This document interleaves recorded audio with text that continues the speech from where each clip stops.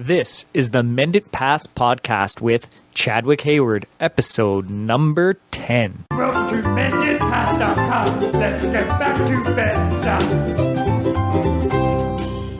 Well, hello, Path Menders. Thank you so much for joining me for the 10th episode of the Mend It Pass podcast. Today, I'm lucky to be joined by primary school teacher Katie Martin. With health issues arising, Katie was sick and tired of being sick and tired.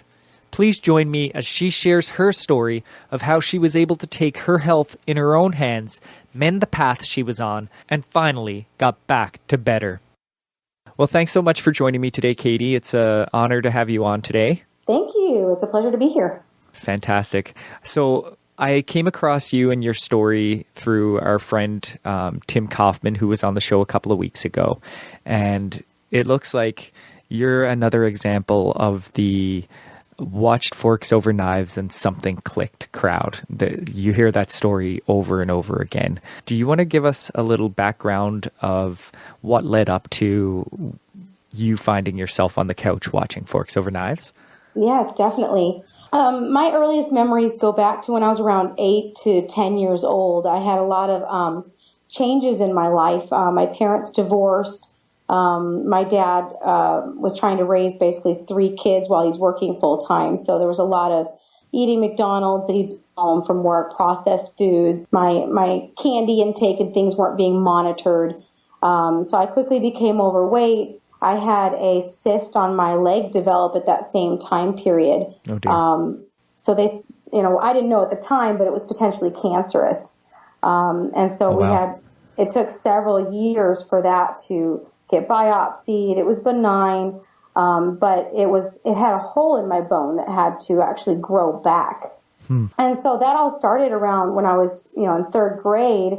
And then by the time, I had surgery finished in 5th grade, I spent all of my junior high years, 6, 7, and 8, not being in sports, not even being in PE. So that affected, my physical fitness. I didn't know how to engage in sports. I didn't know the rules of the games. Okay. So that, of course, affects you socially. Of course.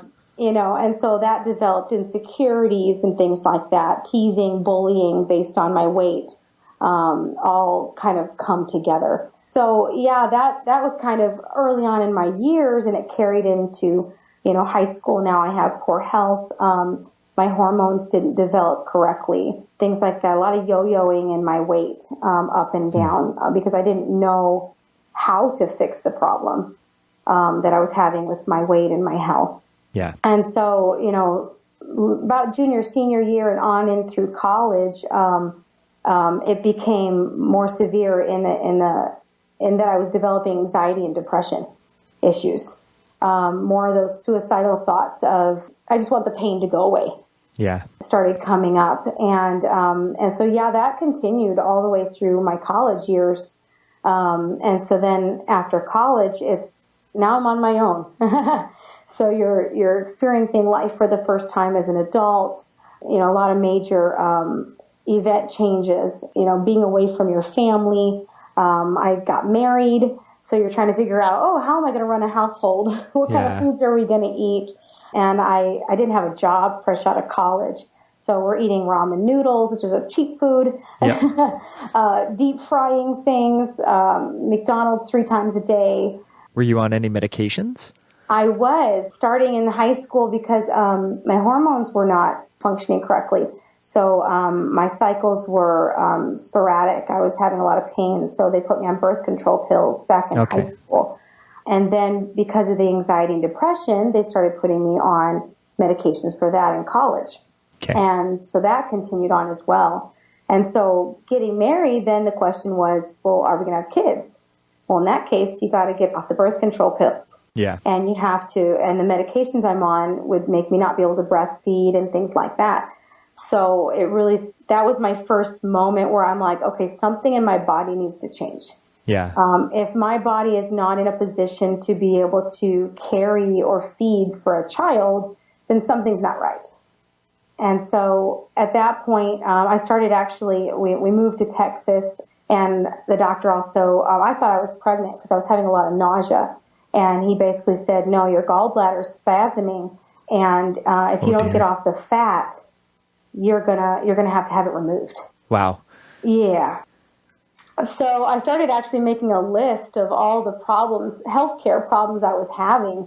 Feet and ankles and knees were all tight and swollen. I was in a lot of pain.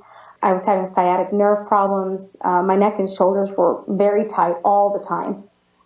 So it was causing headaches and things like that. I was having trouble sleeping because of the pain. My eyesight, my tooth decay issues were happening. I even had a wart on my finger. And the doctors, of course, respond with more medications, burn it off, of course. Things like that. Did you find it helped to write it down? Did you find that like things that you were subconsciously overlooking, like it brought it to the forefront by putting it on paper, or was there any value in that? Yeah. Yes, definitely. It was like, okay, wow. It's not just the one or two things that were the most obvious. There's a lot of underlying things that I think just happen over time that you don't pay attention to. Yeah. Definitely. Yeah. So I just started listing, and I'm like, oh yeah, that doesn't seem normal, and that doesn't seem normal. But when I went to the doctor, they said it's completely normal. Okay. You're just getting older. Oh, it's just mild arthritis. I'm like, I'm 25. Yeah. Why am I having this many problems at 25 already? Yeah, that doesn't seem normal to me. Exactly. I'm like, okay, I don't want to live my life feeling like this. Yeah. So I became aware that there were some health problems and that it needed to be fixed, and that the medical industry wasn't going to help me in a way that I wanted to be helped, I guess. Yeah. I didn't want to, all they kept saying is, you have allergies, you need to take antihistamines daily. And I was like, really? That's like the third medication you're putting me on for the rest of my life. Yeah. I don't like that. So did you just say no to the medications and go home and start doing research, or how did you react to that? Well, it met the immediate need, so I did take them. They did help. All of them helped for a while, but it didn't feel like it was fixing the problem. It just felt like it was kind of a Band-Aid. Yeah. And so that's what medications are, right? They treat symptoms, not problems. Exactly. And I was okay using that for the short term, but I'm like, life is too long for me to just ignore that there's a bigger problem. Yeah. Well, that's great. That's good on you. So, we got married in 2003, and it took until 2013, 10 years before we were really able to make some major lifestyle changes. Okay. We tried several of the gyms and the diets and all the things that are just more of a fad. They're too extreme, I think. They're too restrictive, too hard to maintain. Yeah. Not very much support. And we were involved in ministry that took up a lot of time. There were a lot of things we were trying to do. We were just too busy. Our life was not balanced is the conclusion we came up to. Okay. And so at one point we finally went, you know what, we need to make our health a priority. My husband was developing health issues as well that were becoming very severe. He was needing surgery. And we went, okay, it's time, we need to focus on us. Yeah. And so in 2013, we would have quit our jobs if we had a choice. But since we have to pay bills, we had to kind of step down out of ministry, which is something we really wanted to do. And we started making changes in our health. But it was that summer that I was a teacher. And I went from the 9 or 10 months that I'm teaching is very high stress. So I'm working 10, 12-hour days, sometimes 6, 7 days a week. And then I get off for the summer, and it's the opposite extreme. I have no structure, no agenda, and it actually created this depression atmosphere in the summers where I'm just like, what do I do with myself? I'm beating myself up because I'm not doing anything. Yeah. And that's really where it was the beginning of August, and I was sitting down watching TV, and I like learning. I'm an educator. And so I was watching documentaries, and I saw these things come up about food. And through these diets and things like that, we've become more aware that food is important. Yeah. Everybody knows, I think, in the back of their minds that diet and exercise are important. Yeah. But really learning the details of it, I think a lot of us don't take the time to seek it out. And so I saw a bunch of videos come up about nutrition and the foods that we're eating. And one of them was forks over knives. And so I watched it, and the food looked appetizing. I mean, it was colorful, it was, what they're saying made sense. There was no calorie counting. It was very positive focused. It's look at what you can eat instead of constantly going, you can't have that. Don't eat that. No, no, no. And I was very inspired by it. Yeah. It's abundance, not reductionism, right? Exactly. It's about getting nutrients into your body to feed your body what it needs instead of, no, just stay away from that stuff. Yeah. Well, and the idea of not counting calories is so appealing because if you add that to the beginning of any diet food change, people see it as adding work. Because before I didn't do that, and now I have to do this, and I don't want to do more work. Exactly. Right? So you turn people off initially. Definitely. Yeah. So, and then I heard someone say it takes about 2 to 4 weeks to see your changes. Yeah. And they said in 2 weeks, you'll already feel better. And in 4, you'll see a noticeable change. And I was like, I have 2 weeks until I go back to work. And I have 4 until I actually start teaching full on with kids. And I was like, I can do 2 to 4 weeks. Yeah. I was like, that's a short-term objective. And so I ordered the book online and read it in a day. And I just soaked it all in and just went straight to the store. And I mean, I had 2 weeks before I have to be back. And so I spent the days at the store trying to make it more of a fun game almost, and just started reading labels, looking at different brands of things and getting comfortable with what to look for. Okay. And just trying to have some fun with it. I always hated the grocery store. I used to motivate myself to go grocery shopping with a treat of getting a donut when I was done. Oh, wow. And so I really didn't like going. And so I tried to just say, you know what? You have all day. Don't be stressed about it. Just have some fun.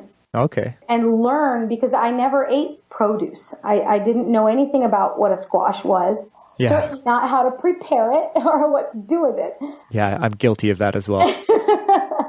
My potatoes come out of a box, So it was good experience. I had some fun with it, and just came home and started getting into the kitchen, learning how to use knives, what kind of knife to buy. Yeah. And just had fun with it. And once I started going back to work, I made sure that I came home and I cooked my food. Okay. And my husband even knows after 2 weeks, I had the energy to do that. Before I came home from work and I didn't have any energy. All you wanted to do is sit on the couch or... Exactly. I was so exhausted. Yeah. And he goes, you're coming home and you're cooking. You never did that before. And I was like, you're right. I'm actually excited about this. Oh, that's awesome. Yeah. And even after 2 weeks, I wasn't seeing a change in my scale, but my coworkers are like, whoa, what have you been doing? And they were asking, like, well, I went on a plant-based diet. And of course, they're like, what? They don't you like to crazy hear that. fool. I get I can't live without my meat. Yep.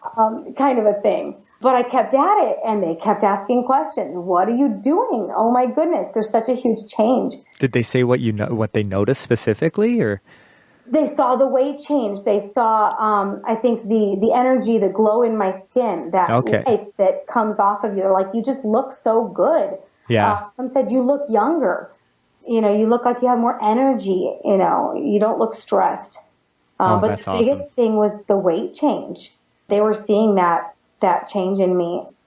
So that was all very positive. And so people were asking, what are you doing? Yeah. One person's like, you're my hero. I know I needed to change, and you're motivating me to do it. Oh, that's incredible. And that was very inspiring to me. I'm like, all right, let's do this together, And so that helped a lot.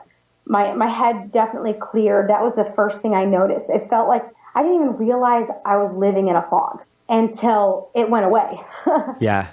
And that was the first thing I noticed was I can actually see and think more clearly. I think those are the benefits I liked most, actually, are the ones that you didn't know you were going to get.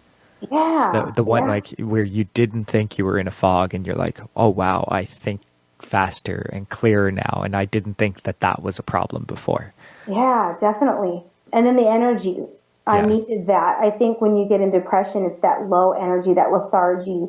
And to have that energy, you need that to be able to come home and cook and exercise. You do, and yeah. You get very discouraged if you don't have energy.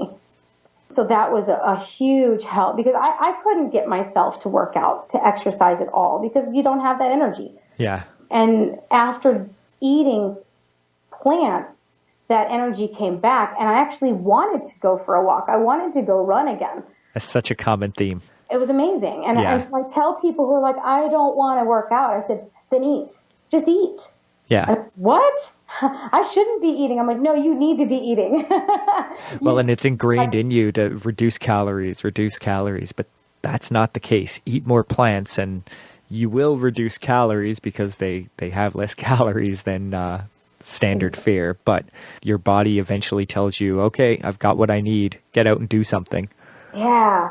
And that was great because I never thought I'd just want to go exercise. You know, I never wanted to do that. And so after about 2 weeks, I started seeing the weight really start dropping, and I averaged about 3 pounds a week. Oh, that's awesome. It was just coming off. And so that's where people are like, oh my goodness, you know, just in a few months, I felt like a new person. Yeah. And so I was able to maintain that throughout the school year, which was huge during, you know, all those stresses and things like that come and go, the busy times. Yeah. I was still able to keep losing the weight and maintain it, which I'd never been able to do that on any other fad or diet or anything else that I'd tried.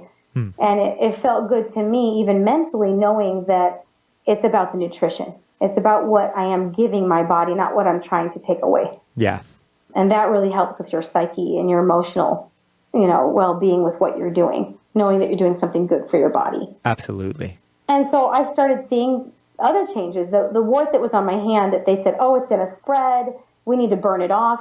It went away by eating plants. Yeah. And I had it for over a year. Oh, wow. Yeah. And then it wasn't until I ate plants that it just went away. Your body just took care of it. You gave your body what it needed and took care of business. Yeah. The pains in my knees, I would crouch down to talk to a student and I couldn't get back up. It would lock. Oh. And so I'm like, oh my gosh, I couldn't get up. They were in so much pain and all that went away. That's incredible. My feet and ankles were hurting. That went away. So, I mean, there were a lot of positive changes that my body was just moving again. It was functioning the way it should. Yeah. And that was so motivating. And so was your husband plant-based with you at that point as well? Or you said you cooked suppers, so I assume those were plant-based suppers. But outside of that, was he on board as well? Or?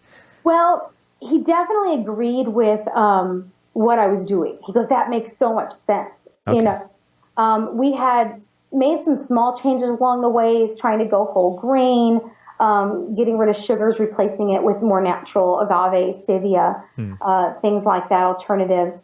And when I would cook a meal, he would eat it. But we were also on different work schedules. Okay. So he was working nights, I was working days, and that was a different challenge for him. So as long as I was able to cook something that he could eat as leftovers, he would eat it. But if he was left to his own devices, you know, he would eat whatever. Okay, yeah. You know, kind of a thing. And so he was eating more plant-based, but he was kind of indifferent in terms of what he was preparing. Okay. But the more I started to do it, the more he got on board and would do it also. Yeah, so he was along for the ride, essentially. Definitely. But it's the challenge of having to learn. I actually was the one learning how to do it, so I knew what to shop for. I knew how to prepare it, but he hadn't learned those things yet. Okay. Kind of a thing. So I'm trying to still show him how to do those things. Well, we should all continuously learn, right? Exactly. So that went really well for about a year and a half. And then I had a really tough year in my job. And the stress level went through the roof. And so a lot of those, I didn't take the time to come home and cook. Okay. It was, I don't care. Get me some kind of frozen meal or I'll pick something up on my way home. And I was like, well, certainly I could eat a bean burrito. And, Yeah. I'm like, beans are plants. Kind of, it was those little mind games that you'd play that say, well, certainly that's okay. So what, that the tortilla is not whole grain, and I don't know what they really make their beans with. It was still plants. So you started switching to the more processed plants. Yes. Okay. I would get a vegan frozen meal. And then I'd really look at it. I'm like, oh, that sodium's way too high. Oh, they're using oils when they cook that. But I just kind of turned a blind eye to it. Okay. And tried to convince myself I was still doing okay when I wasn't. Well, in reality, you were probably doing better than eating animal products that were also processed, but it's still not the best option. But it was that stepping stone, and then it was okay. I'll have a little cheese on that. Okay. It would gradually come back, and then I was like, oh, they cooked those beans with bacon.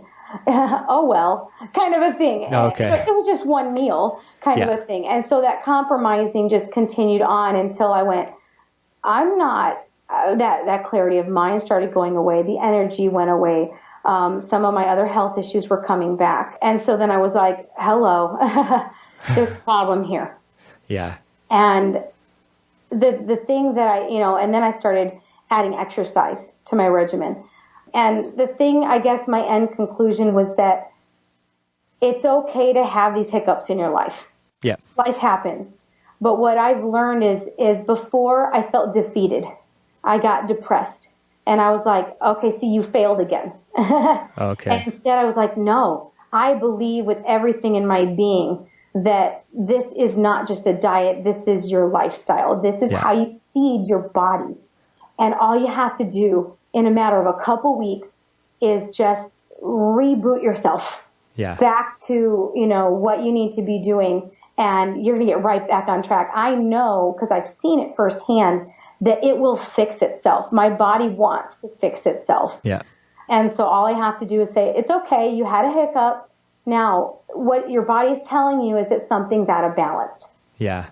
Take some time and reflect on it, and what can you do to get your body rebalanced? So for you, it was the health issues that were creeping back that really got you back on board. Yeah. Yeah. Okay.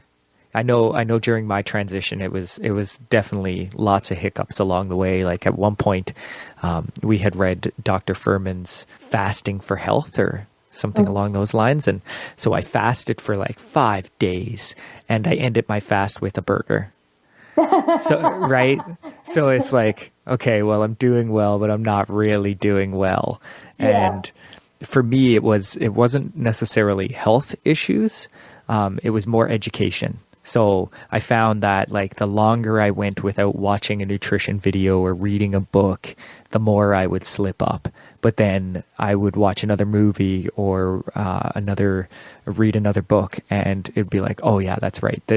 Oh my God, yeah, of course I need to do it this way. And then I got more hardcore with the whole food plant-based, and it kind of progressed that way until I really dove in 100% and haven't looked back. So that's awesome. Yeah, I definitely find those moments where I'm like, you know what? I need to go watch a video. Yeah. I need to go I started joining some Facebook groups that are plant-based because you need that constant inspiration, especially when everyone around you, it seems, is not eating that way. Yeah, well, it's everywhere in advertising and like billboards on TV, on radio. You can't escape the Herbies, right? Yeah. So, yeah, definitely. So how long would you say you were off the wagon before you really said, no, there's something that's got to change again? It was about maybe 6 months. Okay. Of gradually getting less and less, more on processed foods. Okay. And then I spent about, the 3 months just trying to get myself back on track. Okay. And then I also added the fitness, which to that point, it was all food-based. I was like, see, I could be healthy with food alone, kind of a thing. And I was like, no, fitness is important too. Okay. And so when you got back on board, that was when you added both at the same time. Yes. And so this next summer around that we just finished, I was like, okay, I'm going to add exercise as well. And that helps also with the energy and that positivity and being around people that care about their bodies. Yeah. And that helps. So what did you do? I actually heard a lot of people were talking positively about CrossFit as a long-term something that they've been able to stick to. And so I found a place, actually it's right on my path from work to home and back. Oh, okay. So it was perfect. And they had a boot camp that's 6 weeks. And so it's supposed to help people transition into CrossFit. Yeah. And they do a lot more with cardio, so you'll see more of a weight loss change and a strengthening change using just your body. And so I did that, and amazingly, I came out winning second place in the entire world for getting the results that I got for boot Wow, camp. congratulations. Thank you. And that was very inspiring because, as I told you in my past, I couldn't be in PE or physical education classes. Yeah. I didn't learn sports. So I got teased a lot, for not being physically active or athletic.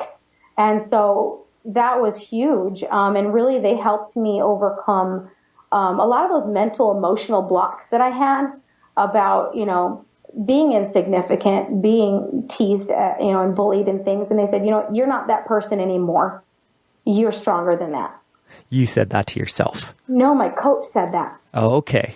Because we had a really hard workout and I started crying. I was like, I can't do this. I'm worthless. I'm just that fat kid. And I went right back and she goes, no, you're not. You're stronger. You're different. And she, in that moment, it changed something in me that said, you know what, you're right. Every day, I'm no longer the person I was. Yeah. I'm always improving. I'm always growing. I'm always getting stronger. And that is applied to not only my fitness, but in my nutrition. To say, just because you had a slip up, it's not, oh, you're a failure. It's, okay, but you've learned so much since. Yeah. You're not that person anymore. And you can get right back on track and you can keep going forward towards a positive, long-term, healthy lifestyle. Well, and a lot of times we learn more from our mistakes than we do from our successes. Definitely. Right? So this has really helped me in a lot of the mental and emotional as well, to take that ownership of my health. So that's carried over into a whole person healthier lifestyle. Yeah. So did you find that it was compounded, the change, because you added exercise as well as switching back to whole foods? Definitely. Because the other one was just weight loss, and now I have muscle. And that's metabolism, which has actually been challenging because I never had a high metabolism. And so suddenly I'm like, I'm really hungry. And it's had to help me rethink that it's actually challenging for me to eat more. Yeah. But the good thing is one of the struggles I had when I first went plant-based was I wasn't eating enough. Okay. I was like, oh, I'm eating and I'm full already, but I'm not getting the full rainbow in. Okay. And so now that I've actually increased my metabolism through exercise, then now I can eat more and I can get all those nutrients in. Well, and it takes time to stretch your stomach as well. Mm-hmm. Right? So that over time, your stomach capacity will increase and you'll physically be able to eat more. Yeah. In addition to wanting to eat more. Because, you definitely do want to eat more when you're running every day. Exactly. So I'm excited. I'm excited about even the future changes and knowing that I'm going to get healthier as I get older. All those people say, oh, well, I'm just getting older. And I always tell them, oh, the best years are yet to come. Yeah. Because the more I learn, the healthier I'm becoming. And so have you stuck with CrossFit then? Yes. I did boot camp twice. So it was 6 weeks, another 6 weeks. I actually won that class too. Oh, awesome. Yeah, so it was just very motivating to have those successes. And then I did a 2 weeks beginner class, and I just finished that yesterday. Oh, wow. And so now I'm officially set up to do CrossFit, kind of the full-on program. Awesome. And so I feel great about it. I'm confident about it. And then my husband just joined his first boot camp this week. Oh, so excellent. He's now kind of following in my footsteps and getting involved with his fitness as well. So I'm really excited for him. Awesome. So did you find that anyone, say any of your colleagues or whatnot, has your being healthier spread to them? Yes, it has. I know a friend of mine, or one of my co-workers, has made, they'll make a lot of, we all eat lunch together and they'll be like, yeah, I should be eating like that. And they're like, oh man, you do so well. How do you do it? Or things like that. Or the best part was, like I got one of the recipes off of the Forks Over, actually it was the Engine 2. Okay. Yeah. Is really specifically more the diet I started on. And he had a recipe for, the fruit pie. And so when we were having like a potluck, I brought that for everybody to eat, and it's just so colorful. Yeah. It had the bananas and the strawberries, and the crust was made with dates, and so it was really sweet and nutty, and it was gobbled up. I mean, it went fast, and people were passing me in the hallway, and they're like, that was so good. Like, oh my goodness. I said, all plant, guilt-free. Yeah. And they went, are you kidding me? I could do that. Like, they were really inspired that it was all healthy, no added, artificial fats, no added sugars, and there was like, really? That was healthy for you? There's a lot of misconceptions about, like, people think that going plant-based means giving up all taste and flavor, and it's really the exact opposite of that. Yeah. Right? Because maybe at first, like, salad won't taste as good for the first couple of days as your taste buds resensitized to not having an overload of salt all the time. Mm-hmm. But the natural flavors of fresh fruits and vegetables are really what we've evolved to enjoy, to be drawn towards. Yeah. I even have she's like, can I have some of those strawberries? I'll bring a bowl of fruit and they're like, oh, can I have some? Yeah. Oh, and they'll eat they'll actually, what's amazing is that people will actually choose the fruit first. Yeah. But I think that so often in these gatherings, they think, well, the fruit's more expensive. Let me get the cheap bag of chips. And so, or that takes time to prepare. And so they're very hesitant to pursue that plant lifestyle because they think it takes too much money or too much time. Yeah. And also the social aspect of it is, oh, well, we're getting together. We don't do it very often. So it's time for a treat. So the chips and the donuts and the cakes, they're treats. Mm-hmm. But we've just gotten to the point where we're treating ourselves all the time, and that's really all people are having. Oh, definitely. It's almost every day now that there's something to celebrate. Yeah. Yeah. So, yeah, I've definitely seen that with them too. And it's beautiful because they've even commented on, I'll be eating something poor that's not quite on my diet, and they'll make a comment of, well, but she'll get right back on track. And they're like, oh, that's awesome. Yeah, they know it. Someone's like, oh, well, see, you slipped up once, and they said, no, I know her. I've seen her. She'll get right back on track. Oh, that's awesome. Yeah. I've even seen, it was so sweet. One of the coworkers was bringing breakfast for everybody. And she goes, I got you some oatmeal. Is this okay? They're actually aware of what I'm eating. They've asked me lots of questions. I explain it to them, and they've become more self-conscious or aware, more so, not self-conscious, but just aware and going, I'm thinking about what we're eating and realizing that this is a better choice, and I'm going to get this for you instead. Yeah, they're putting thought into the food process and not just buying what's socially acceptable. Yeah, and I'm excited not only because, it was a kind gesture towards me, but that their brains are thinking about it. Yeah. And maybe one of these days they'll make that choice for themselves. Okay, and so no one has yet adopted that more life or whole food plant-based for themselves? Not 100%. I have seen a few where they're starting to make different food choices. She goes, you know what, I'm not going to eat that food. I'm going to eat this instead. And I'm seeing that she's bringing different things. I do have one coworker that wants to be basically whole food plant-based. Okay. And so she's kind of ups and downs and things like that. And when she sees me on track, she's like, see, I need to get back on track. She's like, I need to do that. So I'm kind of encouraging her to keep up with it, but she's definitely wanting that lifestyle. Well, that's great. Yeah. So I guess since you're a teacher, what's the food like in the cafeteria at your school? Oh my goodness. I had a student that was diabetic. Okay. And that was an opportunity, I guess you could say, to really look at what they were feeding them. because I would go through the line and help him pick things out. And it's really sad. I mean, the good part is they do offer some salads. Okay. And they do offer fresh fruit. Okay. But a lot of times they'll offer, as their fruit, it's a container of strawberries soaked in sugar. It's cooked vegetables in oil. Okay. They'll have a salad, but then they have horrible salad dressing. Yeah. Or their salad consists of about 2 bites of lettuce and a tomato. It's like a slice of cucumber, a little baby tomato, and about 2 or 3 bites of lettuce. Okay. And it's iceberg lettuce, so it's like, oy. Yeah, that no nutrition in iceberg lettuce. And so there really isn't a whole lot. They're trying to do like whole wheat over just white, Okay. But even their snacks are Pop-Tarts and things like that. Are they able to bring their own food, or do they have to eat at the cafeteria?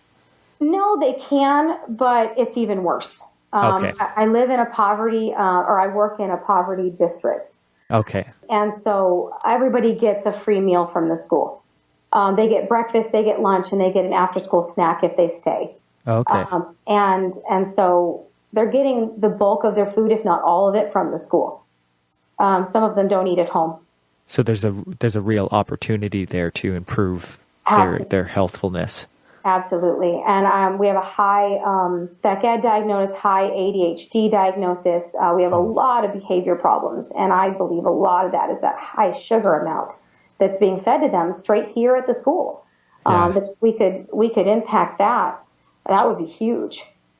And yeah, if the kids come with a lunch, it's typically filled with chips and sugar drinks. Or we go on a field trip and I say, okay, everybody can bring a bottle of water because we're going to be outside for the day. And they're still bringing sports drinks. Yeah. And so I show them. I said, okay, let's look at the ingredients. Does this say water? What does it say? And it says high fructose corn syrup. I said, that's straight sugar. I show them on their milk. I'm like, look at this, sugar. And, because we have a few health classes kind of things that we show the kids. And then I show them to read the back of the carton. I had an opportunity to, we went on a field trip to the rodeo, and they all listened to a dairy demonstration. They got to see a cow get milked, and the guy started telling them how much dairy they need to have every day, to save their life, basically. Yeah. You got to have and that was the biggest question everybody says, protein and calcium. Yeah. Where are you getting it from?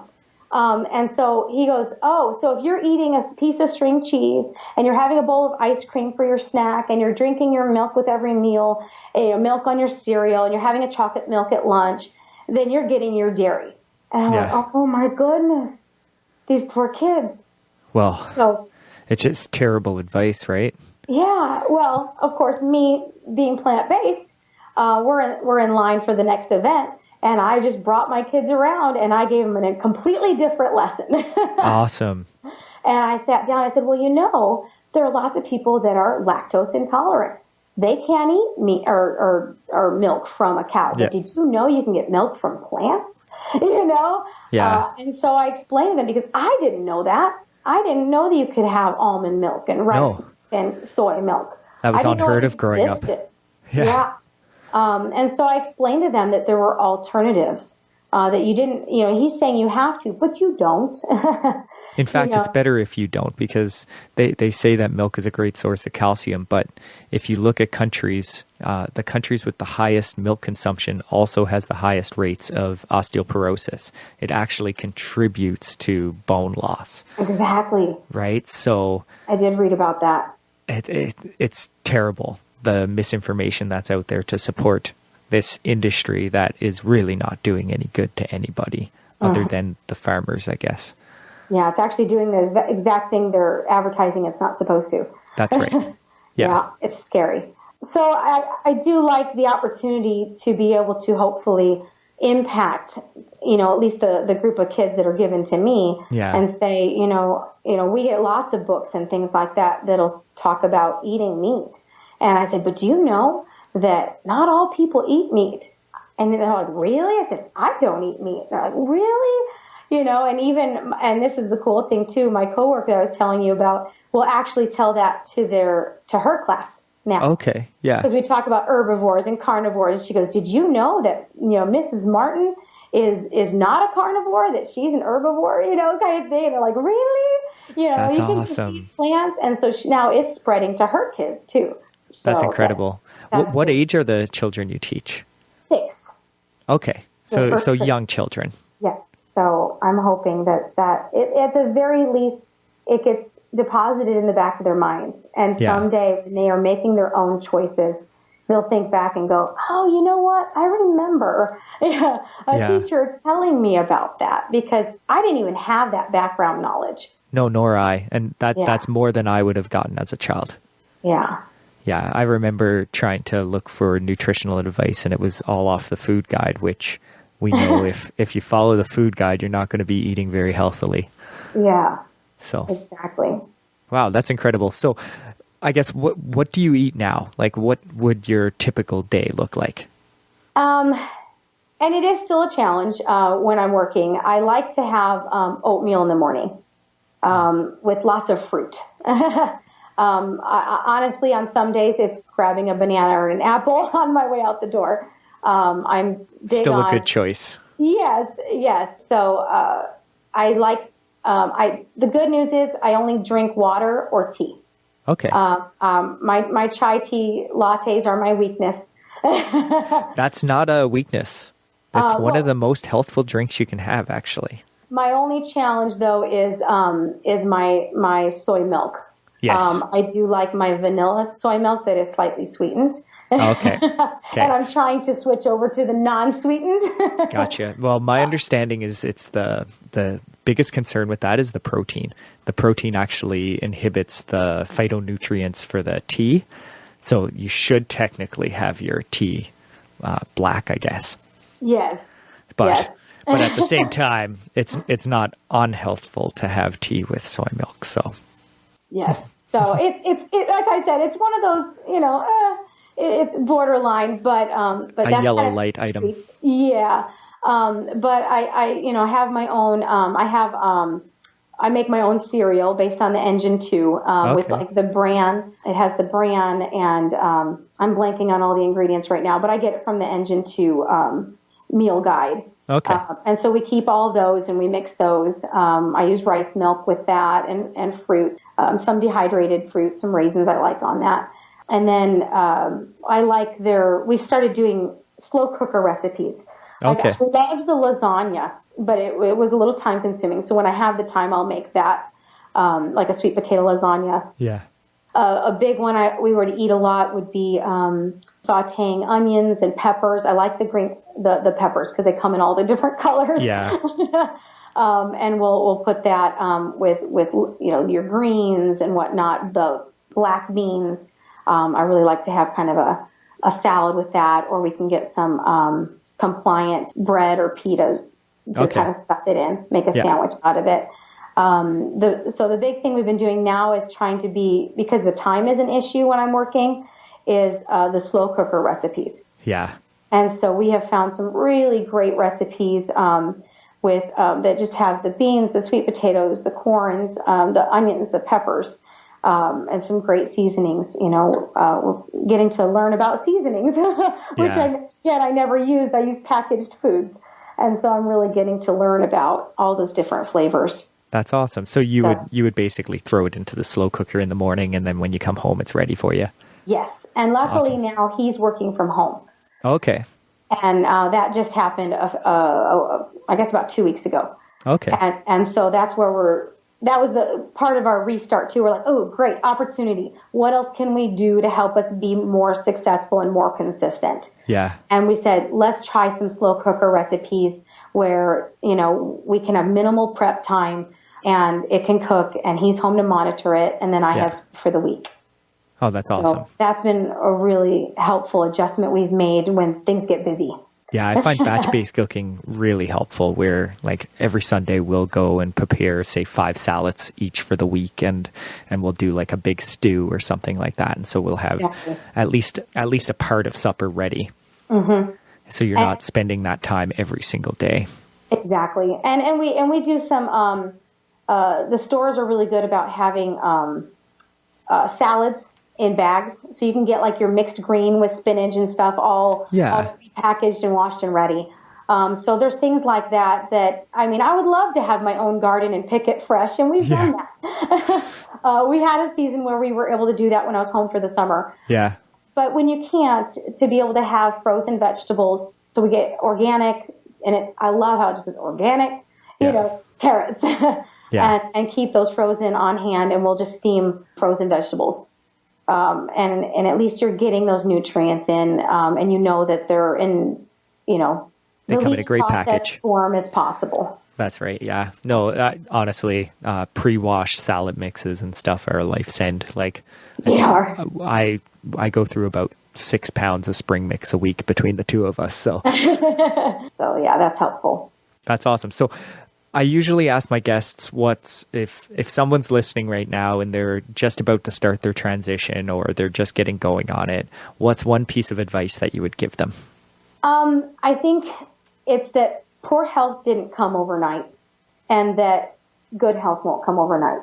It's not a quick fix. It's a lifestyle change. And with that, I would say to let go of guilt and condemnation, to allow yourself to celebrate progress and not focus so much on perfection. Yeah. Don't be perfect overnight. It is a process. And to go ahead and celebrate each moment that you are making those gains. Everything that you're learning new makes you a new person.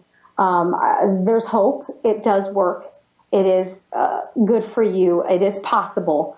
And then to go out and find things that motivate and inspire you. Like we talked about, seek out that inspiration. Look for those testimonies where people are being successful. Yeah. Because you need that to drown out, to rebuke and ignore the comments and the advertising and things that come your way. Yeah. Surround yourself with like-minded individuals and keep pushing forward. Mm-hmm. And if you can find a partner to help you, my husband has been a great support and encourager. So even when he's not doing it, he's like, but don't you quit.